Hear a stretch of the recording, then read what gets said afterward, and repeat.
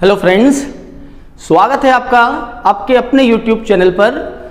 दोस्तों, आज हम पढ़ेंगे आपके रीट सिलेबस में या कांस्टेबल पटवार या आप आरएस की या कोई भी जनरल साइंस के लेवल पर जो आप तैयारी करते हो उसमें इस टॉपिक के ऊपर सवाल जरूर पूछा जाता है। ईंधन और ईंधन के प्रकार, फ्यूल्स एंड देयर टाइप्स। ईंधन क्या होता है और कितने प्रकार का होता है, आइए डिस्कस करते हैं। फिर मैं आपको क्वेश्चंस भी साथ साथ बताऊंगा कि देखो कैसे सवाल इसमें पूछा जाता है। ईंधन क्या होता है, किसे कहते हैं, तो एक सिंपल परिभाषा होती है ईंधन की। वे पदार्थ, ठीक है, जो जलने पर दहन अभिक्रिया के द्वारा ऊष्मा उत्पादन करते हैं वो ईंधन कहलाते हैं। ईंधन क्या होते हैं, वे पदार्थ जो दहन अभिक्रिया द्वारा, वे पदार्थ जो दहन अभिक्रिया द्वारा, दहन मतलब जलना होता है ना, जिनको जलाते हैं हम, जब दहन अभिक्रिया द्वारा ऊष्मा का उत्पादन करते हैं, ऊष्मा प्रोड्यूस करते हैं, हीट प्रोड्यूस करते हैं, ठीक है, ऊष्मा का उत्पादन करते हैं, क्या कहलाते हैं, ईंधन कहलाते हैं। उनको हम फ्यूल्स बोलते हैं, ईंधन। जो दहन अभिक्रिया के द्वारा ऊष्मा का उत्पादन करते हैं ऐसे सभी पदार्थों को हम बोलते हैं ईंधन, ठीक है, सिंपल परिभाषा है।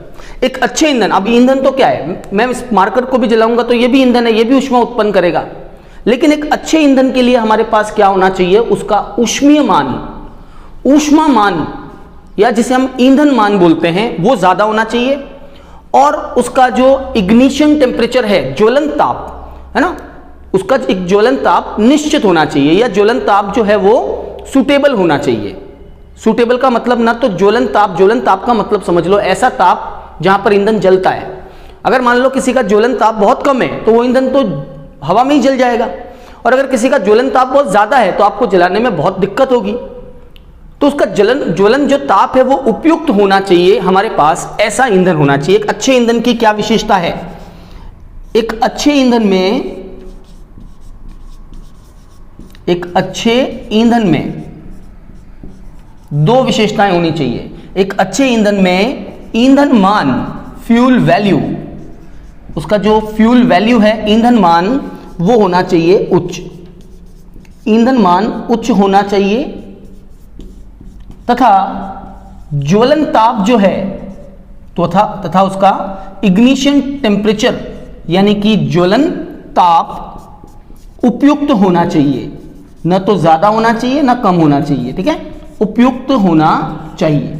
ये एक अच्छे ईंधन की क्या है, विशेषता है।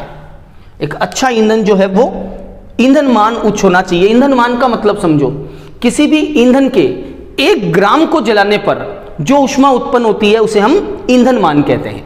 ईंधन मान का मतलब है 1 ग्राम ईंधन को, 1 ग्राम है ना, ओनली 1 ग्राम, 1 मोल नहीं, 1 ग्राम ईंधन को जलाने पर मुक्त ऊष्मा को ईंधन मान कहते हैं। मुक्त ऊष्मा को ईंधन मान कहते हैं। फ्यूल वैल्यू कह सकते हो आप इसको, ईंधन मान कहते हैं। तो एक अच्छा ईंधन वो है जिसका ईंधन मान बहुत ज्यादा, और आज की तारीख में हाइड्रोजन का ईंधन मान सबसे ज्यादा होता है। हाइड्रोजन का ईंधन मान सबसे ज्यादा होता है, 1 ग्राम को जलाने पर बहुत ऊष्मा मुक्त होती है, इसलिए हम हाइड्रोजन को कहते हैं भविष्य का ईंधन, है ना, फ्यूचर फ्यूल। ये भी लाइन ध्यान रखना कि सर्वाधिक ईंधन मान किसका होता है, तो सर्वाधिक ईंधन मान, हाईएस्ट फ्यूल वैल्यू, ईंधन मान हाइड्रोजन का होता है, हाइड्रोजन H2 का होता है। अतः हाइड्रोजन को हम एक और नाम देते हैं, अतः हाइड्रोजन H2 को भविष्य का ईंधन भी कहते हैं, भविष्य का ईंधन भी कहते हैं, फ्यूचर फ्यूल भी बोलते हैं इसको, भविष्य का ईंधन भी कहते हैं।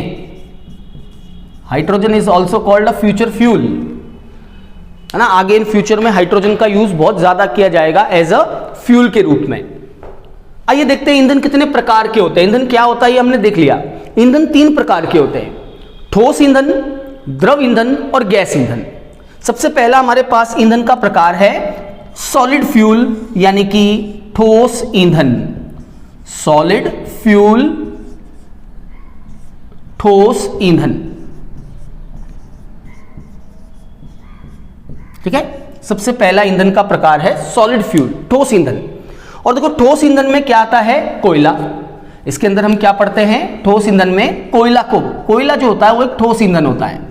कोयले पर एग्जाम में सवाल पूछा जाता है, निम्न में से कौन से कोयले को भूरा कोयला भी कहते हैं, निम्न में से कौन से कोयले का उपयोग सबसे ज्यादा किया जाता है, निम्न में से कौन सा कोयला सबसे बढ़िया कोयला है, या निम्न में से कौन सा कोयला जो है ना वो सरंध्र कोयला होता है, निम्न में से किस कोयले में परसेंटेज मात्रा इतनी होती है कार्बन की। तो कार्बन की प्रतिशत मात्रा कोयले में अलग अलग होती है और उसके आधार पर इस कोयले को अलग अलग भागों में बांटा गया है। पहले तो हम देखें कोयला होता क्या है। ठीक है, कोल जिसे हम बोलते हैं कोयला, कोयला या कोयले को खनिज कोयला भी कहते हैं, मिनरल कोल, खनिज कोयला भी कहते हैं। इसका जो निर्माण होता है ना वो होता है मृत अवशेषों से, पेड़ पौधों और जीव जंतुओं के मृत अवशेषों से होता है, खनिज कोयला भी कहते हैं। इसका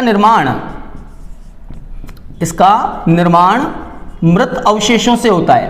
किससे, जीव जंतुओं के मृत अवशेषों से, जीव जंतुओं तथा पेड़ पौधों के मृत अवशेषों से होता है, मृत अवशेषों से होता है। जो भूमि में दब जाते हैं ना, बहुत सालों बाद भूमि में जब दब जाते हैं, भूकंप आता है, उस कंडीशन में पेड़ पौधे अंदर दब जाते हैं, जीव जंतु जमीन के अंदर चले जाते हैं और उनके ऊपर उच्च दाब और ताप लगता है तो वो धीरे धीरे कोयले में बदल जाते हैं।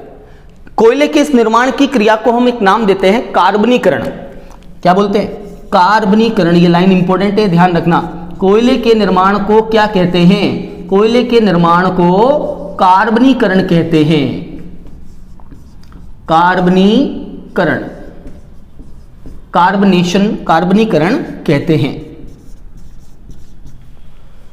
ठीक है, कोयले का जब निर्माण होता है इसमें 4 अवस्थाएं होती है। ये 4 अवस्थाओं से जो है कोयला आगे बढ़ता है धीरे धीरे, और चौथी जो अवस्था होती है इसकी वो सबसे उत्तम कोयला माना जाता है। और वो 4 अवस्थाएं कौन सी हैं उनका क्रम याद रखना, डायरेक्टली एग्जाम में आपको क्रम पूछ सकते हैं कि कोयले के निर्माण के चरण कौन कौन से होते हैं, सही क्रम क्या है चरण का। तो कोयले के निर्माण में 4 चरण होते हैं। सबसे पहले कोयले के निर्माण में बनता है पीट, ये 4 चरण हैं। पीट होता है जिसमें कार्बन की प्रतिशत मात्रा, ठीक है, 60% से कम होती है। 60% से क्या होता है, इसमें कम कार्बन होता है, लेस देन 60% कार्बन। इसको जो जलाते हैं ये सरंध्र होता है, पोरस होता है, इसके ऊपर छोटे छोटे छिद्र भी होते हैं। ठीक है, सरंध्र, ये सरंध्र कोयला होता है, सिंपल लिख देते हैं सरंध्र, सरंध्र कोयला यानी कि पोरस, छोटे छोटे होल होते हैं। और सबसे बेकार क्वालिटी का कोयला होता है, कार्बन की प्रतिशत मात्रा कम होती है, इसको जलाने पर धुआं और राख बहुत ज्यादा बनती है ना। इसको जलाने पर क्या होता है, इससे धुआं और राख, धुआं तथा राख अधिक, धुआं और राख अधिक, जबकि ऊष्मा कम बनती है, जबकि ऊष्मा कम बनती है। ठीक है, ऊष्मा कम बनती है। पहली अवस्था कहलाती है पीट। पीट के बाद में धीरे धीरे कोयले में और चेंजेस होते हैं और ये कन्वर्ट हो जाता है पीट के बाद लिग्नाइट।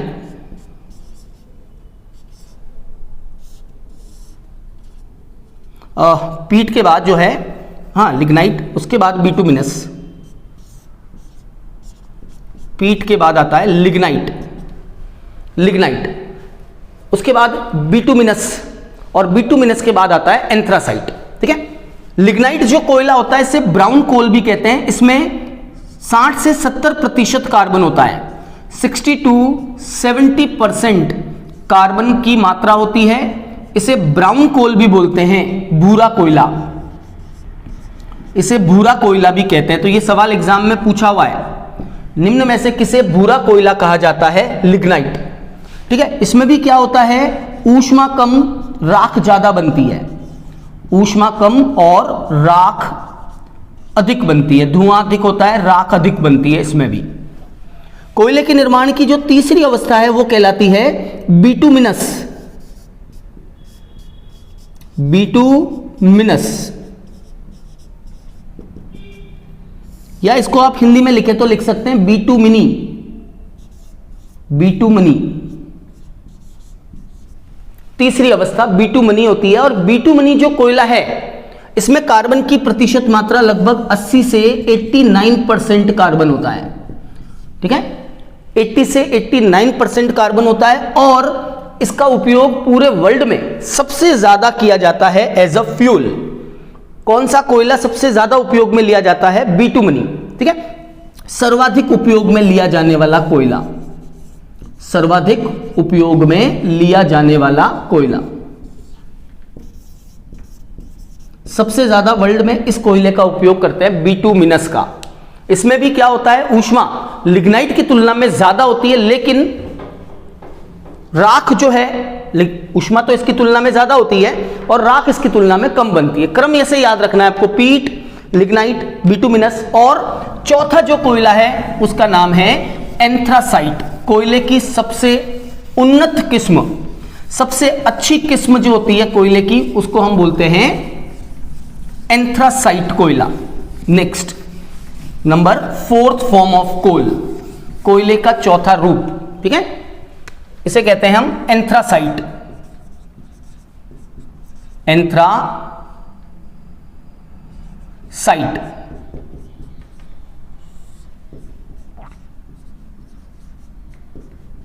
एंथ्रासाइट, यह कोयला जो होता है एंथ्रासाइट, इसमें कार्बन की प्रतिशत मात्रा 95 से 98% कार्बन होता है। इसमें 95 से 98% कार्बन होता है। सबसे बेस्ट, हम यूं कह सकते हैं सबसे अच्छी किस्म का कोयला होता है यह, सबसे उन्नत किस्म का कोयला होता है, उन्नत किस्म का कोयला होता है। बेस्ट फॉर्म ऑफ कोल, सबसे अच्छी किस्म का कोयला होता है एंथ्रासाइट। क्यों? क्योंकि इसको जब हम जलाते हैं तो इसको जलाने पर क्या होता है, ऊष्मा ज्यादा, ऊष्मा अधिक तथा राख कम बनती है। ऊष्मा ज्यादा, राख तथा धुआं, राख तथा धुआं कम बनता है। तो अच्छी किस्म का कोयला माना जाता है ये एंथ्रासाइट। आपको दोस्तों ये चारों एज इट इज याद रखने हैं कुछ इस तरीके से। मैं आपको शॉर्ट फॉर्म बताता हूं, आप ऐसे याद रखना क्योंकि ऐसे ही सवाल आएगा। PLBA,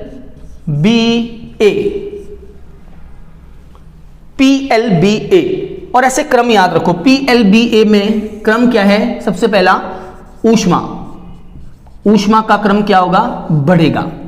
फिर राख और धुआं, राख धुआं क्रम क्या होगा? घटेगा। ठीक है, कार्बन की प्रतिशत मात्रा, कार्बन का जो परसेंटेज है वो भी क्या होगा? बढ़ेगा। ये तीन बातें ही पूछते हैं इसके अंदर, या फिर ये क्रम पूछ लेते हैं PLBA, पीट, लिग्नाइट, बिटुमिनस और एंथ्रासाइट। ये होता है कोयला और कोयले के निर्माण की 4 अवस्थाएं। इसके ऊपर एग्जाम में, काफी एग्जाम में सवाल पूछा हुआ है, तो आप जरूर पढ़ के जाना इसको एग्जाम में। ये था हमारा सॉलिड फ्यूल यानी कि ठोस ईंधन यानी कोयला। दूसरा हमारे पास आता है द्रव ईंधन, और द्रव ईंधन का सबसे उपयुक्त उदाहरण है पेट्रोलियम, है ना। द्रव ईंधन यानी कि पेट्रोलियम क्या होता है, और पेट्रोलियम में हम क्या क्या पढ़ सकते हैं? बी, लिक्विड फ्यूल या द्रव ईंधन, और द्रव ईंधन में आता है पेट्रोलियम। पेट्रोलियम प्रोडक्ट, पेट्रोलियम का मतलब खाली पेट्रोल नहीं होता है। पेट्रोल के अंदर साथ में बहुत सारी चीजें होती है, उन सबको एक साथ हम क्या बोलते हैं? पेट्रोलियम उत्पाद बोलते हैं या पेट्रोलियम बोलते हैं। पेट्रोल क्या है या पेट्रोलियम क्या है या द्रव ईंधन क्या है, तो ध्यान रखना कि यह अवसादी चट्टानों से, अंडरलाइन करना इसको, डायरेक्ट आता है सवाल ये, कौन सी चट्टानों से प्राप्त होता है, तो अवसादी चट्टानों से प्राप्त होने वाला, अवसादी चट्टानों से प्राप्त होने वाला, ठीक है, धूसर रंग का, धूसर हल्का भूरा है ना, धूसर रंग का द्रव होता है, अवसादी चट्टानों से प्राप्त होता है, सेडिमेंट्री रॉक्स, अवसादी चट्टानों से एक तेल प्राप्त होता है जिसे हम पेट्रोलियम कहते हैं। ठीक है, इसे बहुत सारे नाम देते हैं, इसे धात्विक तेल, धात्विक तेल, मिनरल ऑयल या कच्चा तेल, कच्चा तेल क्रूड ऑयल, ठीक है, या द्रव सोना लिक्विड गोल्ड, द्रव सोना या चट्टानों का तेल, चट्टानों का तेल या काला सोना भी कहते हैं, काला सोना भी कहते हैं। तो ये सब पेट्रोलियम उत्पाद या पेट्रोल के नाम हैं। इसको कच्चा तेल, धात्विक तेल, क्रूड ऑयल, है ना, और चट्टानों से प्राप्त हो रहा है इसलिए चट्टानों का तेल, द्रव सोना या काला सोना भी कहते हैं पेट्रोलियम उत्पादों को। और पेट्रोलियम उत्पाद में होता क्या है दोस्तों, तो ध्यान रखना, निम्न में से कौन सा पेट्रोलियम उत्पाद नहीं है, तो याद रखना कि पेट्रोलियम उत्पाद संतृप्त, पेट्रोलियम संतृप्त हाइड्रोकार्बन, संतृप्त हाइड्रोकार्बन यानी कि एल्केन्स, संतृप्त हाइड्रोकार्बन होते हैं, एल्केन होते हैं, ये इंपॉर्टेंट है ये लाइन। पेट्रोलियम क्या है, एल्केन है, संतृप्त हाइड्रोकार्बन होते हैं जिसमें खूब सारे घटक होते हैं, देखो, जिसमें प्राकृतिक गैस, नेचुरल गैस, जिसमें प्राकृतिक गैस, कॉमा, एस्फॉल्ट, एस्फॉल्ट डामर, डामर जैसा होता है, कोक, कोयला या बिटुमिनी, बिटुमिनी कोयला भी होता है लास्ट में उसमें, बिटुमिनी, कच्चा तेल, कच्चा तेल, मिट्टी का तेल यानी केरोसिन, केरोसिन मिट्टी का तेल, केरोसिन के अलावा और क्या होता है, पेट्रोल, पेट्रोल के साथ भारी तेल, भारी तेल यानी कि डीजल, भारी तेल, डीजल, स्नेहक, ल्यूब्रिकेंट्स, मोम, स्नेहक, मोम आदि का मिश्रण होता है, आदि का मिश्रण होता है। तो पेट्रोलियम क्या है, पेट्रोलियम एक मिश्रण है, मिक्सचर है, बहुत सारी चीजों का मिक्सचर है, इसमें बहुत सारी चीजें एक साथ होती है पेट्रोलियम में। और ये सब होते क्या है, ये लाइन याद रखना आप, ये इंपॉर्टेंट है। ये संतृप्त हाइड्रोकार्बन, सैचुरेटेड हाइड्रोकार्बन यानी कि एल्केन्स होते हैं। सारे पेट्रोलियम उत्पाद में एल्केन C1 से लगाकर C40 40 कार्बन तक होते हैं पेट्रोल के अंदर, 40 कार्बन पेट्रोलियम के अंदर। उसमें से देखो C7 से 12 तक अगर कार्बन हो तो हम उसको बोलते हैं पेट्रोल। तीन चीजों के बारे में बता देता हूं जो नॉर्मली हमारी लाइफ में यूज आते हैं, नॉर्मल लाइफ में, वो आप ध्यान रख लो। C7 से C12 तक अगर कार्बन हो तब हम उसको बोलते हैं पेट्रोल। पेट्रोल में 7 कार्बन से 12 कार्बन तक की एल्केन होती है। अगर 12 से 15 कार्बन हो, C12 से C15, तो उसको हम बोलते हैं केरोसिन, मिट्टी का तेल, केरोसिन। और अगर कार्बन की संख्या 15 से 18 हो तब उसे बोलते हैं भारी तेल, भारी तेल यानी कि डीजल, भारी तेल या डीजल। ये होता है पेट्रोलियम जो अवसादी चट्टानों से प्राप्त होता है। और इन सब कंपोनेंट्स को अलग करने की विधि, ये तो एग्जाम में पूछा हुआ सवाल है कि पेट्रोलियम में ये जो सारे उत्पाद होते हैं इनको कौन सी विधि के द्वारा अलग किया जाता है। तो पेट्रोलियम उत्पादों को हम प्रभाजी आसवन के द्वारा, स्टीम डिस्टिलेशन, फ्रैक्शनल डिस्टिलेशन, प्रभाजी आसवन द्वारा अलग करते हैं। सभी पेट्रोलियम उत्पादों को, सभी पेट्रोलियम उत्पादों को प्रभाजी आसवन के द्वारा, प्रभाजी आसवन फ्रैक्शनल डिस्टिलेशन आसवन द्वारा अलग किया जाता है, अलग किया जाता है। और ये इंपॉर्टेंट है ना, ये सवाल इंपॉर्टेंट है कि पेट्रोलियम उत्पादों को हम कैसे अलग करते हैं। पेट्रोलियम उत्पादों को हम प्रभाजी आसवन के द्वारा, फ्रैक्शनल डिस्टिलेशन के द्वारा इनको अलग करते हैं। इनके सबके क्वथनांक में अंतर होता है थोड़ा थोड़ा, तो प्रभाजी आसवन करने पर इनके क्वथनांक में अंतर होने के कारण ये धीरे धीरे अलग हो जाते हैं। और देखो कभी कभी क्या होता है कि पेट्रोल जब जलता है ना, कभी कभी क्या होता है किसी ईंधन का जो दहन है ना, वो उसके ज्वलन ताप से पहले हो जाता है। हर एक ईंधन का एक निश्चित ज्वलन ताप होता है। कभी कभी क्या होता है ईंधन का ज्वलन उसके ज्वलन ताप आने से पहले हो जाता है, जिससे इंजन में जब ये पेट्रोल जलता है इंजन में, जिससे इंजन में एक धात्विक ध्वनि उत्पन्न होती है, जिसे हम कहते हैं नोकिंग। क्या बोलते हैं? नोकिंग। ये नोकिंग क्या है? देखो नोकिंग के बारे में बड़ा अच्छा सवाल आता है एग्जाम में। एंटी नोकिंग एजेंट कौन सा होता है? एंटी नोकिंग एजेंट मतलब विस्फोटन रोधी पदार्थ। तो पहले हम देखें ये है क्या क्या होता है। कभी कभी ईंधन का ज्वलन उसके ज्वलन ताप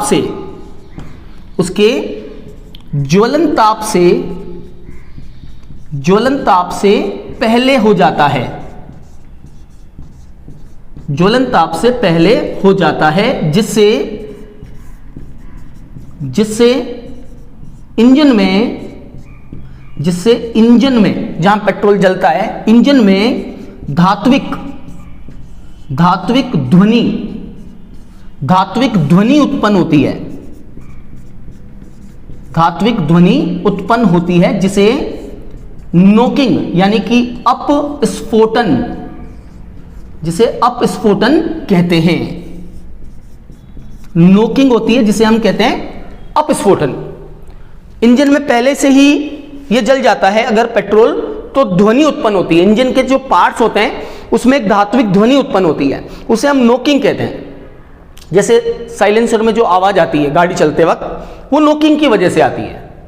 और इस नोकिंग को रोकने के लिए हम क्या करते हैं? अपस्फोटन रोधी पदार्थ मिलाते हैं। अपस्फोटन को रोकने के लिए अपस्फोटन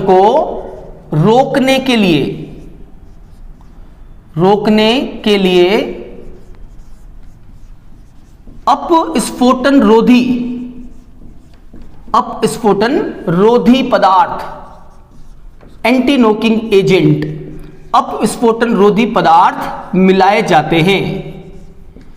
जैसे ये उदाहरण याद रखना, जैसे ये आपसे सवाल पूछ सकते हैं एग्जाम में, निम्न में से कौन सा एक अपस्फोटन रोधी है? जैसे TEL, टेट्रा एथिल लेड। जैसे टेट्रा एथिल लेड एक अपस्फोटन रोधी होता है, टेट्रा एथिल लेड। ठीक है, फॉर्मूला भी अगर आप चाहें तो लिख सकते हैं, C2H5 इसे बोलते हैं टेट्रा एथिल लेड। ये पेट्रोल में मिलाया जाता है अपस्फोटन को रोकने के लिए या कम करने के लिए। और भी एक एग्जांपल है जैसे BTX होता है, B means benzene, T means toluene और X मीन्स जाइलिन। इसको BTX बोलते हैं, टोलुइन, बेंजीन, टोलुइन और जाइलिन। ये अपस्फोटन रोधी पदार्थ होते हैं, एंटी नोकिंग एजेंट, जो पेट्रोल में मिलाए जाते हैं नोकिंग को कम करने के लिए। एक और बात मैं आपको बताऊं, ये जो नोकिंग होती है ना, इसको मेजर कैसे करते हैं, इसको मापते कैसे हैं? नोकिंग जो है इसको मापा जाता है ऑक्टेन संख्या से, ऑक्टेन नंबर। ऑक्टेन नंबर क्या है? देखो यहां पे अपस्फोटन को ऑक्टेन नंबर के द्वारा मापा जाता है। ऑक्टेन संख्या ऑक्टेन नंबर द्वारा मापा जाता है। डीजल में सीटेन नंबर होता है, पेट्रोल में ऑक्टेन नंबर होता है। मापा जाता है, जिसमें दो चीजों का मिक्सचर होता है, जिसमें एन हेप्टेन तथा एन ऑक्टेन का मिक्सचर होता है, मिश्रण होता है। ऑक्टेन नंबर क्या है? ये पेट्रोलियम या किसी ईंधन में होने वाले अपस्फोटन को मापता है, उसे ऑक्टेन संख्या कहते हैं, जिसमें एन हेक्सेन और आइसोऑक्टेन, सॉरी मैंने गलत लिख दिया, एन हेप्टेन और आइसोऑक्टेन का मिश्रण होता है। एन हेप्टेन और आइसोऑक्टेन का मिश्रण कहलाता है ऑक्टेन नंबर। और जिस ईंधन का ऑक्टेन नंबर ज्यादा है, ऑक्टेन संख्या जिस ईंधन में क्या है, ऑक्टेन संख्या ज्यादा है, इसका मतलब उसका अपस्फोटन कम होगा, और अपस्फोटन कम होगा तो वो क्या होगा, एक अच्छा ईंधन माना जाएगा।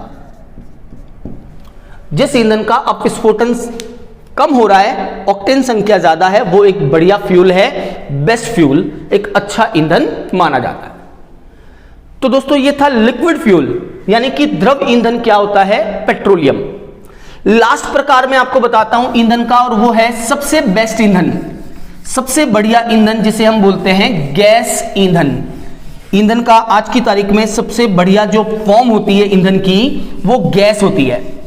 कारण क्या है? राख बिल्कुल नहीं बनती, ऊष्मा बहुत ज्यादा मुक्त होती है, ऊष्मा बहुत ज्यादा, राख कम, धुआं कम होता है।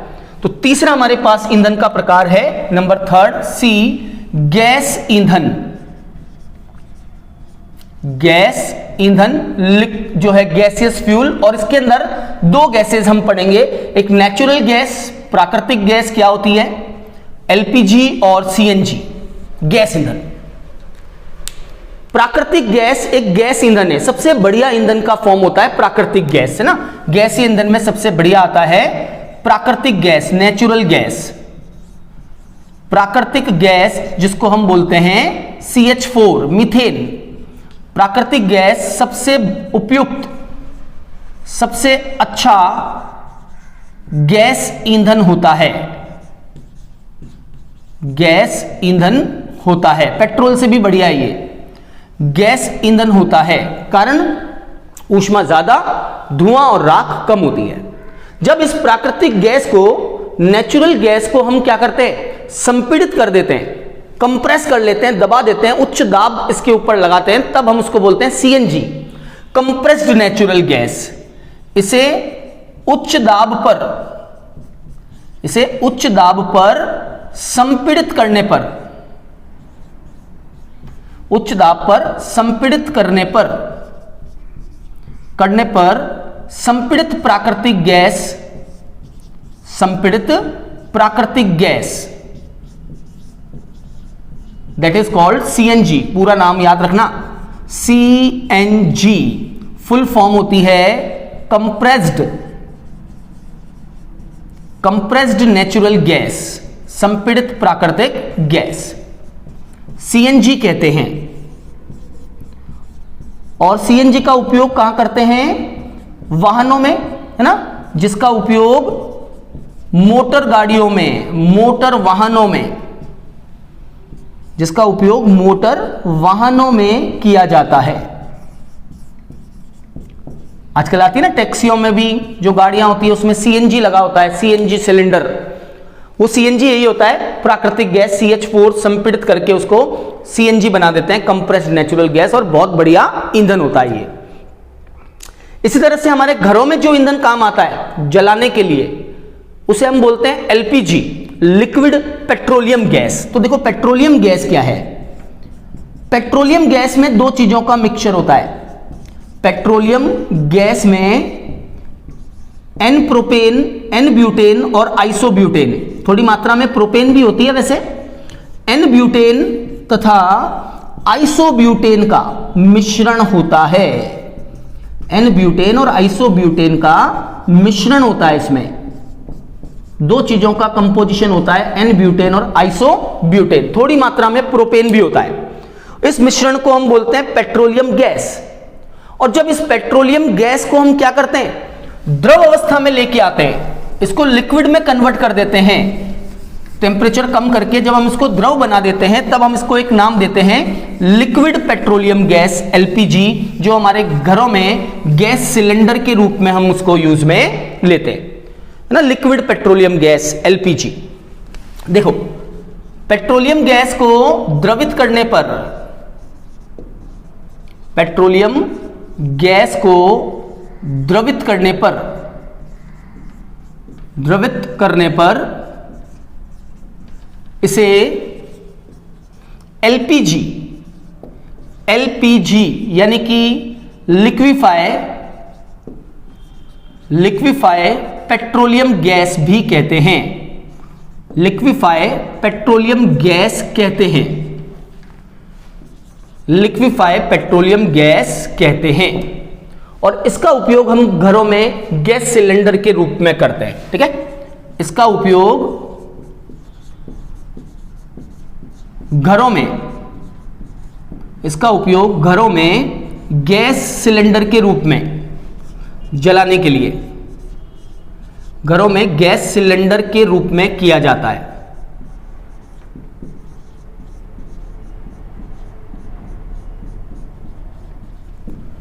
LPG, liquid petroleum gas.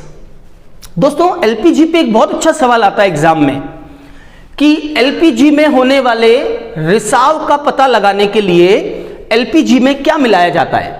ये सवाल काफी कंपटीशन एग्जाम में पूछा हुआ है कि एलपीजी में होने वाले रिसाव, क्योंकि ये गंधहीन होती है, ये जो एन ब्यूटेन आइसोब्यूटेन का मिश्रण होता है ये गंधहीन, स्वादहीन, रंगहीन, है ना, टेस्टलेस होती है, बिल्कुल ना कोई गंध होती है ना कोई रंग होता है। तो इसमें अगर रिसाव हो जाए तो उसका पता लगाने के लिए हम क्या करते हैं, एक पदार्थ मिलाते हैं। एलपीजी में होने वाले, सिलेंडर में जो रिसाव होता है ना, होने वाले रिसाव, दैट मीन्स लीकिंग, लीक हो जाती है वो, रिसाव का पता लगाने के लिए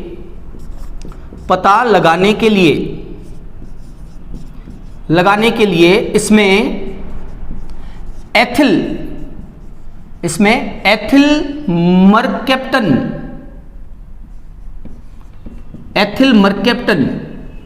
एथिल मरकेप्टन होता है C2H5SH, जिसे हम एथिल थायोल भी बोलते हैं, एथिल थायोल भी कहते हैं, मरकेप्टन भी बोलते हैं और थायोल भी बोलते हैं, ठीक है। C2H5SH, एथिल मरकेप्टन या एथिल थायोल मिलाया जाता है। यह सवाल एग्जाम में पूछा हुआ है, आप इसको जरूर ध्यान रखना। एथिल थायोल या एथिल मरकेप्टन मिलाया जाता है। और इस बार कठिनाई का जो स्तर है वो 12th लेवल का है। इसका मतलब मैं आपको ये बताऊं कि जो भी चीजें हम पढ़ेंगे उनकी संरचनाएं, उनके फॉर्मूले भी आपको पूछ सकते हैं। जैसे पहले कभी अगर रीट में ये एग्जाम में सवाल आता था तो ये आता था कि कौन सा यौगिक होगा, उसमें आपको नाम दिए हुए मिलेंगे, एथिल मरकेप्टन या एथिल अल्कोहल, ऐसे। अब स्तर थोड़ा बढ़ा दिया, इसका मतलब आपको उसका फॉर्मूला पूछ सकते हैं कि एथिल थायोल या एथिल मरकेप्टन क्या है, C2H5SH होता है। ये ईंधन होता है हमारा गैसीय ईंधन। 2 पॉइंट ध्यान रखना, नेचुरल गैस क्या है और सीएनजी क्या है और एलपीजी क्या है, और एलपीजी में रिसाव का पता हम कैसे लगाते हैं। तो दोस्तों, ये हमारा एक टॉपिक था जो रीट लेवल पे आपको बहुत हेल्प करेगा। आपके एग्जाम में सवाल भी पूछा जा सकता है इसके ऊपर, ईंधन और ईंधन के प्रकार। हाइड्रोकार्बन्स का पार्ट है ये, इसलिए इसको हाइड्रोकार्बन के साथ में पूछा जा सकता है। तो दोस्तों, इस क्लास को यही फिनिश करेंगे। अगली क्लास में आपको एक और नए टॉपिक के साथ मिलेंगे। Thank you very much.